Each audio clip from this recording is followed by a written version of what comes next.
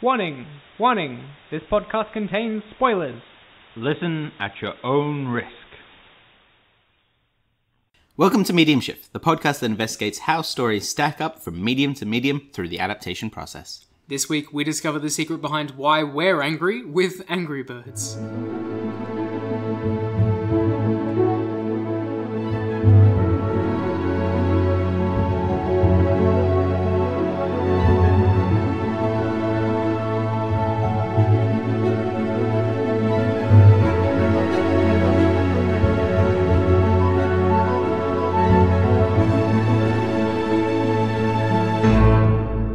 Welcome to Medium Shift. I'm Chris. And I'm Ev. So this week we're doing Angry Birds, the movie from 2016 based on the app of the same name. So we're going to move quickly into a plot synopsis.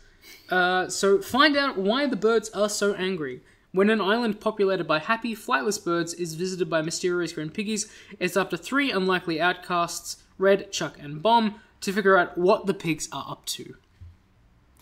I like to preface this episode with, we're going to have a very special alert, a little ding, if you like, every time we're being incredibly sarcastic. Because it's going to come up a lot. Yep, we can add that in post. This is a movie based In on... the loosest term possible. Well, yeah, we'll get into it. Sorry. No, so what do we think of the Angry Birds movie and apps and games and the whole Angry Birds expanded universe pantheon?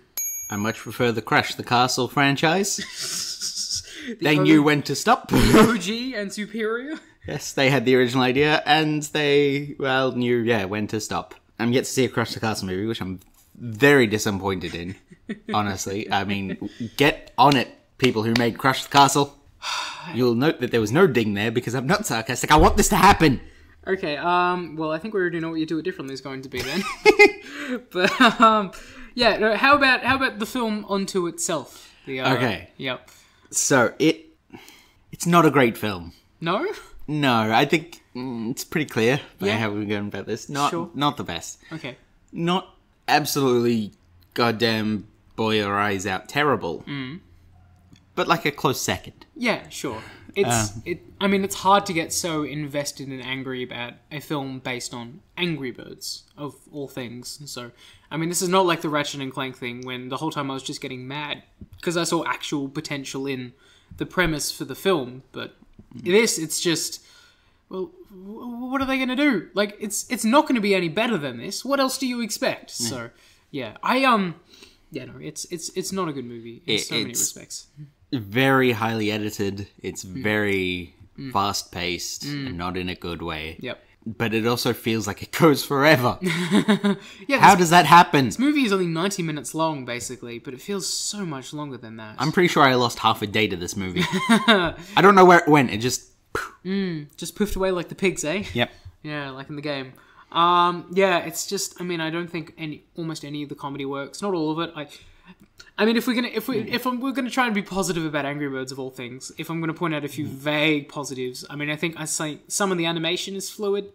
I like the kind of cinematic rendition of the Angry Birds theme they did in the opening credits, and some of the weird adult sex jokes that they kind of pepper throughout the movie, a la Shrek, are actually so twisted that it's kind of hilarious, but not in the way I think the film intended. But almost nothing else in this movie works. It does have an incredible voice cast as well, we should mention too, which is I was going to say, there is the voice cast in this are absolutely fantastic in everything else they do.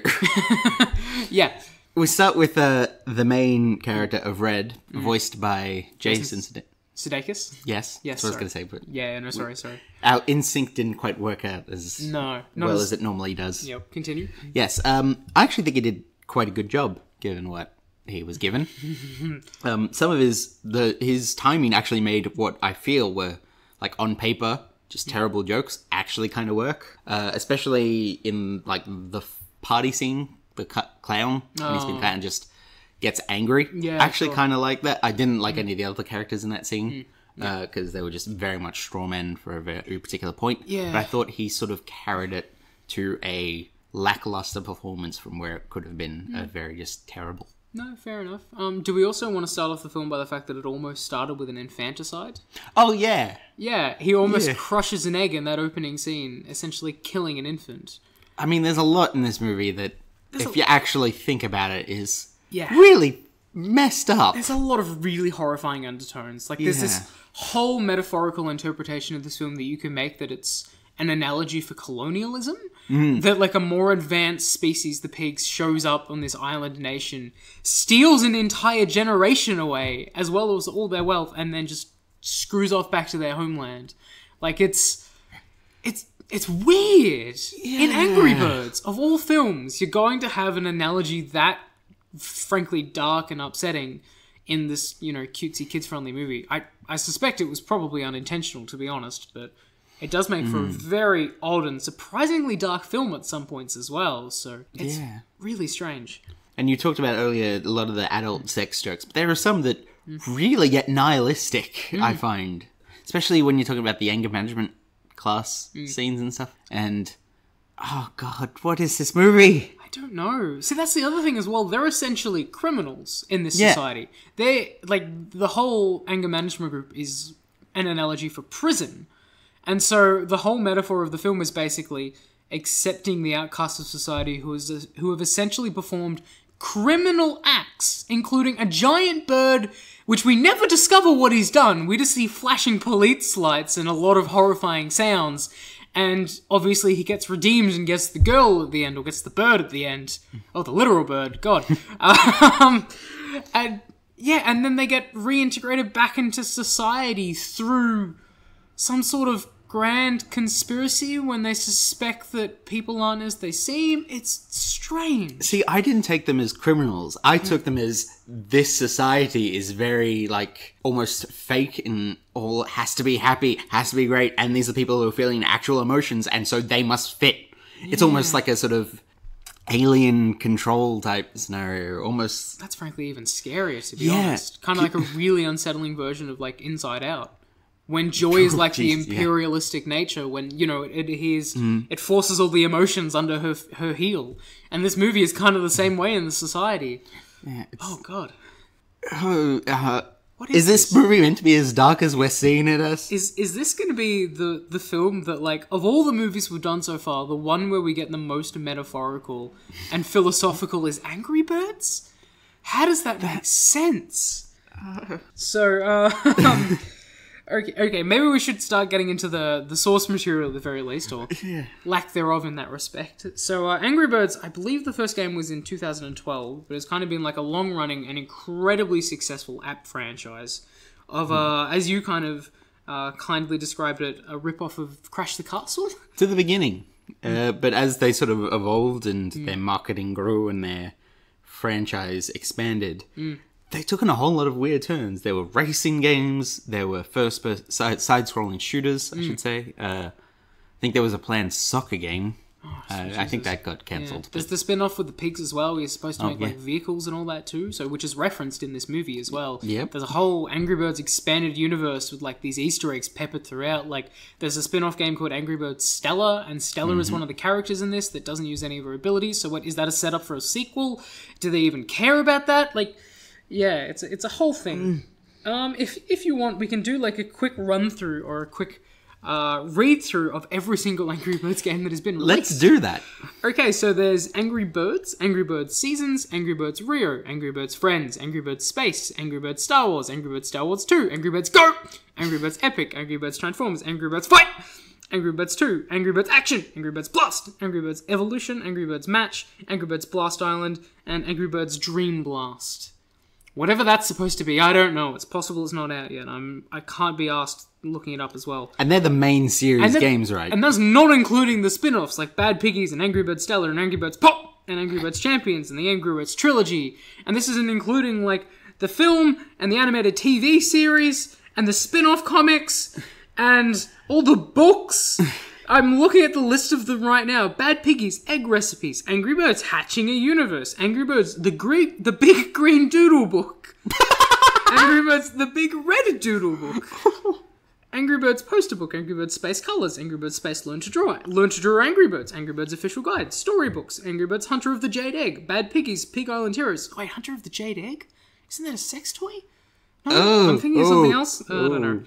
Anyway, let's just say that this has been a franchise that hit enormous success and then was immediately hauled out by Robio Entertainment into as many different spin-offs and subsequent video games. Toys, collectibles, merchandise, as much...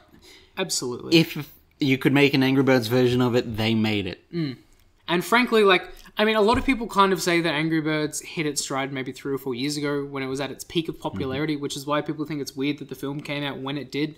But the fact is, it's still a big brand. It's still getting a lot of attention and a lot of different games coming out and so on and so forth. It is one of those staple games. When you get your new phone, it's one of the first things you go for. Yeah. That idle, sit down and whack out a few episodes. Levels. Absolutely, and it'd be impossible to list the countless knockoffs and everything it's created along the way as well. So it's even me myself, if I'm talking anecdotally, I've probably played 4 or 5 different Angry Birds games in my time, just for one point or another. Yeah, I was originally on that hype train when it very first came out, so I basically all the way up to the end of the Star Wars games, I think I had all of them. Yeah, absolutely. I don't know, it's really quite interesting. And I think the difficult thing with, obviously, considering we're talking about an adaptation into a film, even though there's been so many games and books and all that, there's still not a lot of narrative source material to draw from. No. In that respect. The basic premise of all of the games is the pigs have stolen the eggs. The birds want the eggs back. They get angry. They launch themselves in a kamikaze run to kill the pigs to get the eggs back. The end. And also in space.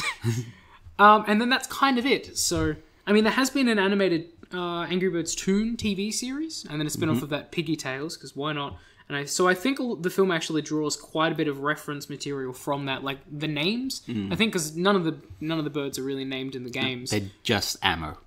Yeah, basically. Purely ammo. Yeah, but in the Angry Birds Toons TV series, which I will admit I did watch an episode of for preparation for this, so you're welcome, listeners. All the characters are basically named, Red, that's where Red comes from, Bomb, Terrence, so on and so forth. All the character names that they have in the film comes from there. But beyond that, that's kind of it. So almost everything else has been originally created for the film, just to expand out this really short narrative premise to justify throwing birds to their death into a 90-minute movie. Well, supposedly 90-minute movie. I still can't be convinced it's not 3 hours, so... Yeah, I really don't know where we can really go from this. We can sort of jump back because we had a plan when we started this episode. Before we even set up watching the movie, we know, this is sort of how we do things. We have a running sheet. This has gone completely out the window because none of this makes sense on any level. This is kind of, in a weird way, aside from maybe The Italian Job, this might be the closest film we've done to an original movie. Yeah. On the lack of source material of the films we've been talking about, or, media we've been talking about, this is probably the one that has the least, I think. Even looking at the stuff that we can actually see from the originals, the character designs, also weirdly different. Yeah, they've got, all these weird anthropomorphized forms, basically. Yeah, when they're all rendered and, this... all their feathers are, detailed in this glorious Sony Animation 3D, so it's just... God damn, I really don't know what else we can talk about in regards to the source material. I guess we can speak to, the general premise of the movie is still vaguely the same, in that the pigs steal the eggs and the birds get the eggs back. By launching themselves with a slingshot. Although now we have the added lore that the slingshot came from the pigs in the first place for some reason. For reasons? Yeah. It's like a gift with trampolines. Yeah, okay. And the birds live on this isolated island alone, protected by this Christ-like figure that they haven't seen in, centuries or was it decades or something like that. I don't quite remember. You expecting me to have paid attention to this movie? It's a good point. You've got me there. And then they all live in these huts. Almost like Hawaii, there's a really weird kind of Hawaiian aesthetic to the whole film, that it all takes place on a beach on this tropical island, which makes the analogy of, the pigs arriving as this, superior race in this highly advanced ship and everything, even more unsettling, too. Yeah. Is this American history? Are we just watching American history done by money-hungry Corporate? Corporate? Yeah, is this like... Because, I mean, there are so many comparisons you can make to, like, I don't know, Christopher Columbus or something like that. When he showed up in Central America, thought he was in America, screwed over all the natives, then, jerked off back home, basically. And, I don't know. Part of me thinks that, is the film legitimately trying to go for kind of like a Pixar message of there's actually a lot of really interesting meaning and subtext in this? Or were the writers that oblivious and that uninterested in making an actual compelling premise that they just threw everything at the screen and just by a happy accident we got this weird metaphor for colonialization? I don't think we're ever gonna know. I'm not sure the writers know, to be honest. Just came from like some weird Jungian psyche, essentially. And particularly if we're going to talk about... I mean, if we want to... One thing we could probably draw from, even more from the source material, or lack thereof that it's taking away, is the intertextual references in this movie too. So there's specific references to really strange references to classic films in this movie. Like, there's a scene straight out of The Shining. There's another scene where they're wearing the same clothing from the characters from Leaving Las Vegas. All in the background, you can see... Fear and Loathing in Las Vegas. Fear and Loathing in Las Vegas, yes. That's another one. Even in the background, just all these passing sort of signs and things that make direct reference to adult stuff. Yeah, like 50 Shades of Green. Yeah. In the anger management place, there's a statue depicting an orgy. Yep. There's all these references to masturbation as well, and I see. I mean, part of me thinks that they were kind of going to go for a Shrek thing, and that there's enough kind of stupid slapstick humor going on that the kids are going to enjoy, but there's so many adult references that the adults are going to appreciate, and kids are going to pick up as they get older. But I don't know if it got the balance anywhere near as right as they did for the Shrek films. No. Because, I mean, it really feels like a lot of the kids' jokes, like the slapstick and then the bad one-liners and everything, just is really lazy and falls flat. But a lot of weird detail and attention has gone into a lot of these adult references, and to make them really overt as well. Like the Shining reference, there's no way to mistake that for anything else. They literally say red rum. Like, what else then can that be referencing? And there was no other context built before it. It just is there in a scene. He opens the door, they're there, he closes the door, it's never mentioned again. Yeah, it's gone. And that's it. And I just... What? And kids on that time, they're going to realize that's a reference to something, and they're going to try and find it. Yeah, it has the subtlety of a sledgehammer. Yeah, I really don't know, because I mean, in a weird, twisted way, as much as I think this movie was, largely terrible, there was a sick pleasure I got out of looking at all these references and this is in a kid's film? Especially the Shining scene I thought was absurd, but also the orgy as well, and just every other innuendo in this movie is this feels like watching a really terrible rendition of Shrek as an adult in a kind of enjoyable, twisted way, I guess. So, yeah. So as much as I think the movie is terrible and way too long and so much of it is just laborious, there is some sick pleasure. Yeah, so basically our consensus is this movie is terrible, it's horrible, no one should watch it. Watch it. Yeah, to summarize it essentially, so it's certainly something. It's certainly something. Yeah, I mean, of all films, what can you say? What are the movies going to cast an actor like Sean Penn for a role that only needs him to, growl? He plays this giant red bird called Terrence, who apparently committed some horrible atrocity or something that is never spoken of again after it's mentioned. And Sean Penn is voicing him. And he doesn't do anything but outside of the movie except going, and There's only one other thing I can think of, and that's South Park. And them getting George Clooney to voice a dog. But with South Park, that makes sense. Of course, this isn't freaking South Park. See, that's what I find so strange about this movie, because it feels like it's almost going in two different directions, and it wants to be this lazy, cheap, really terrible cash grab for a kid's film, while also trying to do this really kind of... I don't want to say subversive, because I think that's giving it too much credit, but in a weird comedic direction at the same time, so it's really strange. I find this a really curious movie to categorize, so... It is a real enigma. Do we move on to the do it differently? Yeah. I mean, unless we're going to talk about... We can go back to the cast, which we mentioned, which, my God, it's a good cast. Horribly used. Yeah, they have almost no good material to work with. You have Jason Sudeikis, Josh Gad, who is fantastic in Book of Mormon. Yeah, Maya Rudolph. Maya Rudolph, who is fantastic in everything. Yep. Danny McBride, who's done some great stuff. Sean Penn, like you mentioned. The hell? I don't know. It's really bizarre. And they're almost all comedic actors as well, which I think is interesting too.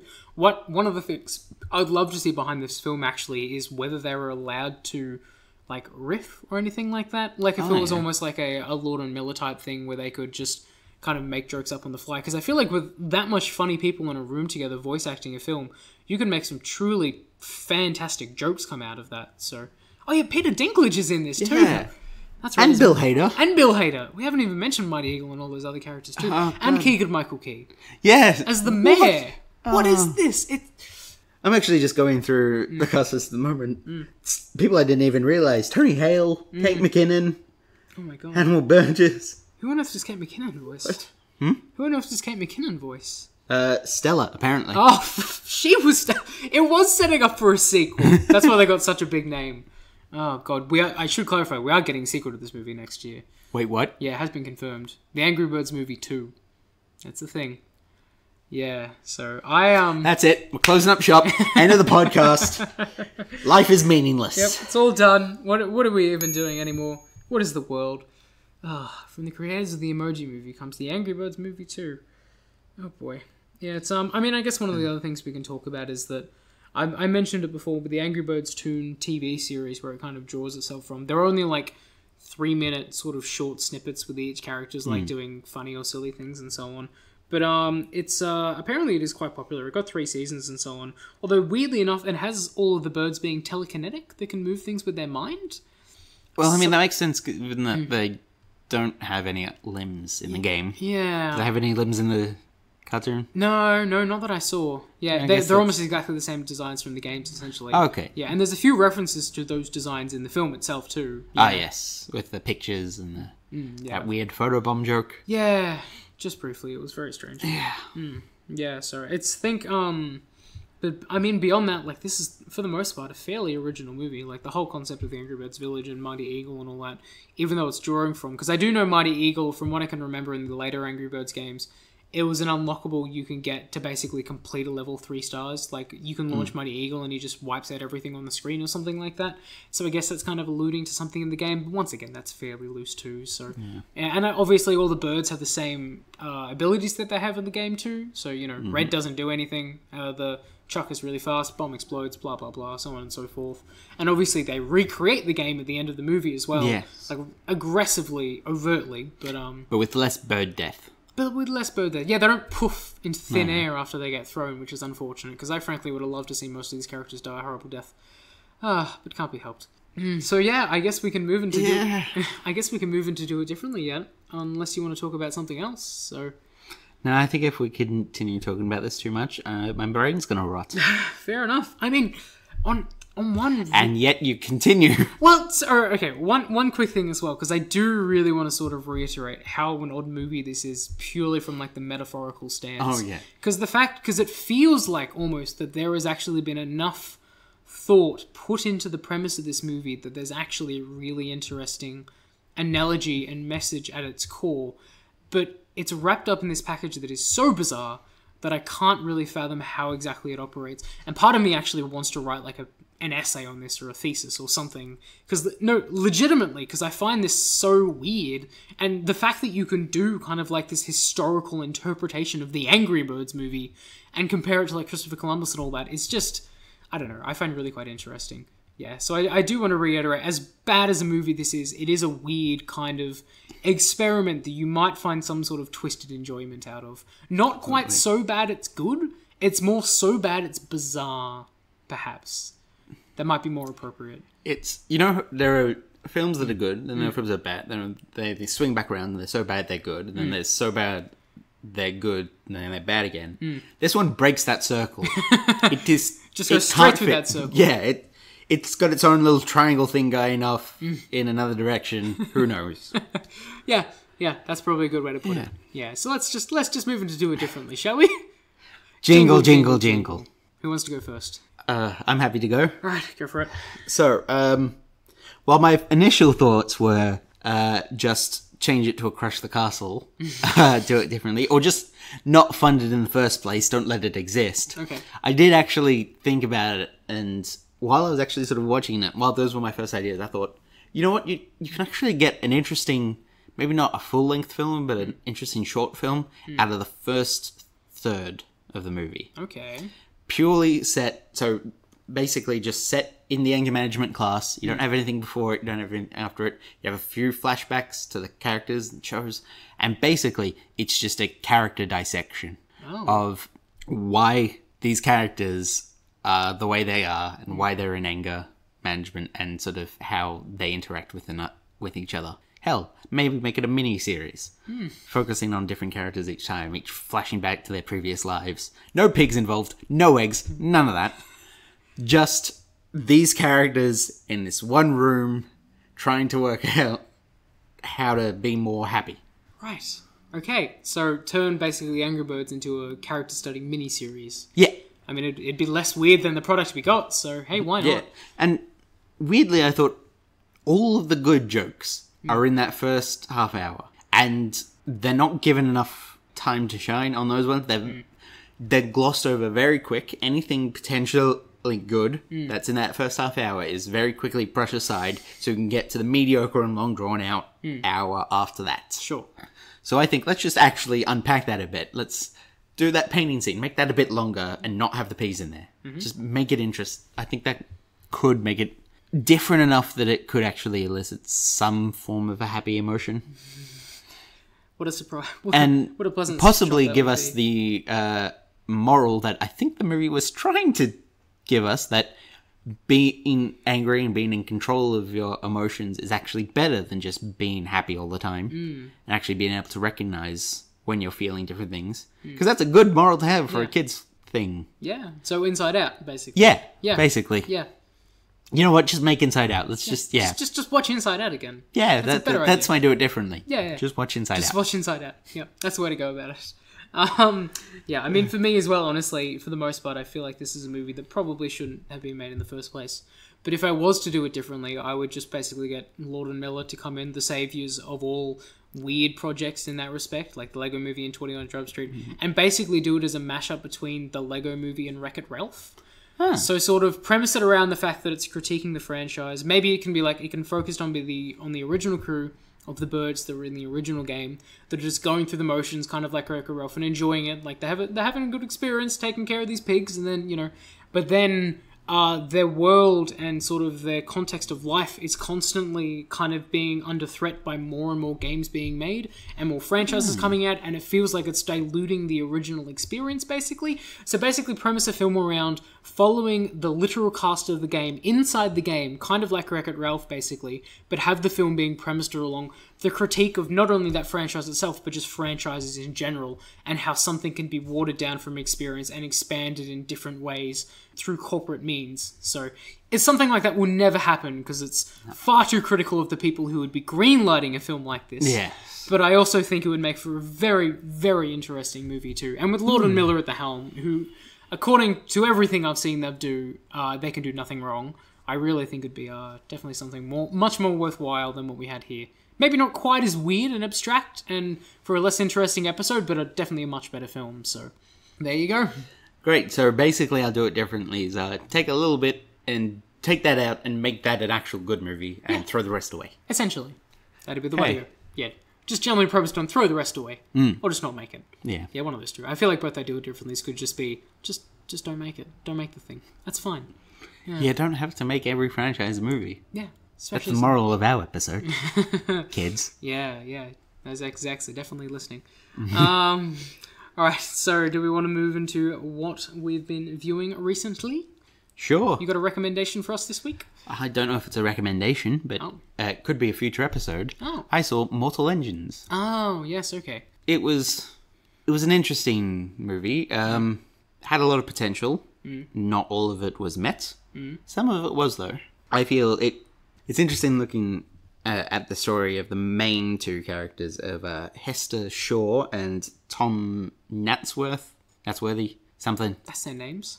Yeah, it's fantasy. Of course. What do you expect? Of course. Made from a young adult book, so they're going to have weird names. And And that was done, I think, really well by the two main actors, Hera Hilmer and Robert Sheeran, who is from Misfits, which I absolutely love. So that's my other recommendation. If I haven't recommended it already, watch Misfits. But yeah, everyone else in that. I mean, Hugo Weaving plays the main villain, and he does a good job.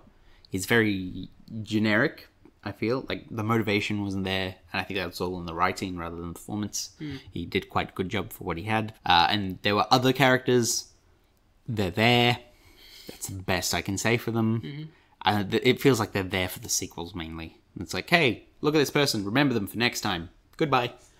But, that being said, it did actually wrap up a lot better than a lot of movies nowadays, which are expecting sequels, in that it actually had a nice little full arc, and it ended on a nice... It wasn't like a cliffhanger or very much watch the sequel. It was actually, they've actually ended. It's a happy ending. Yeah. It's a pleasant surprise, because a sequel to this film will never happen. Oh, yeah, it did not do well. No, it's been probably one of the biggest bombs of 2018, so yeah, legitimately awful. Yeah, it might be an interesting episode to do at some point, because the premise sounds good enough that I feel like I would take a lot of enjoyment out of reading the books, so yeah, see what happens. Maybe sometime down the line.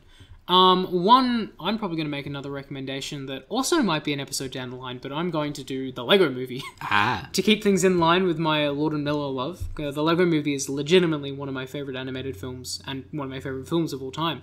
I think it's incredibly genius how it takes such a bizarre corporate mandated premise and then makes it into this legitimately interesting and compelling and wildly entertaining film that not only engages with the ideas of the brand itself, but also critiques the brand in a really clever way. So if you haven't seen the Lego Movie, I 100% recommend it. I would very much like to do an episode of it down the line, even if it would be similar to this, and then there's not really any sort of source material to draw from.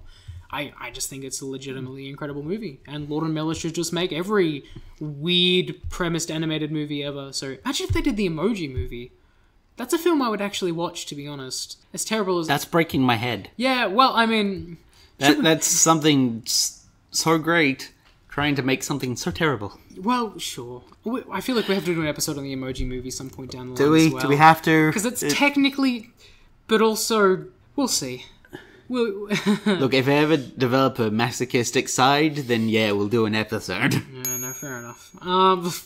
Pencil that in later down the line. But thank you to everyone who listened to this episode of Medium Shift. We can be found at mediumshift@gmail.com. Feel free to send whatever feedback you want. We'll definitely read it all. And next episode, we're going to...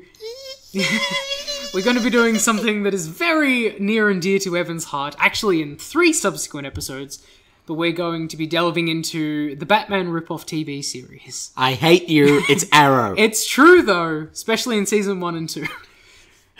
We'll get on to this next episode, yes, but we will. We're doing Arrow. Yes, we're doing Arrow. We're going to be doing 2 seasons per episode, so it'll be 3 episodes overall, because Season 7 is still ongoing at the recording of this podcast. So that really dates us.